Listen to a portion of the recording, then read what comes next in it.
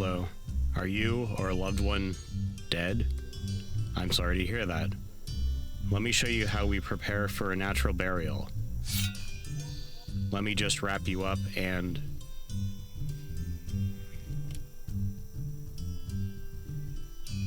Oh, you want to be viewed before you go in the hole?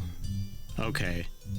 In that case, your body needs to be kept cold because decomposition begins immediately after death. Finding a way to keep a body at or below 65 degrees Fahrenheit will slow decomposition enough to buy about 3 days. However, as far as viewing goes, the sooner the body is prepared, the better. Though a body can be viewed at any state if someone wishes, it is advisable not to wait if that is an option.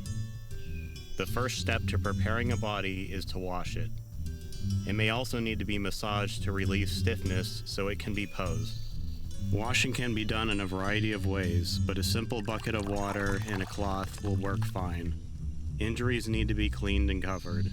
The hair needs to be combed and arranged, and the body is dressed. Cosmetics may be applied to the face and other exposed areas. Another option is to use a veil to obscure the face so discoloration and other signs of decomposition are not as apparent. A cloth is sometimes placed under the chin and around the head to keep the jaw closed. Small weights, such as coins or flat stones, may be placed over the eyes to help keep them closed. A shroud may be partially wrapped around the head now, or the mortician or family may wait until after the viewing. At the viewing, flowers are sometimes used to combat any issues with smell that might occur due to decomposition, though there should not be a strong smell if a funeral is conducted within 48 hours. Once there has been a viewing, the body is wrapped in a shroud. You may choose to be buried in just a shroud or to be placed in a container of some sort. All of this then goes into the hole in the ground.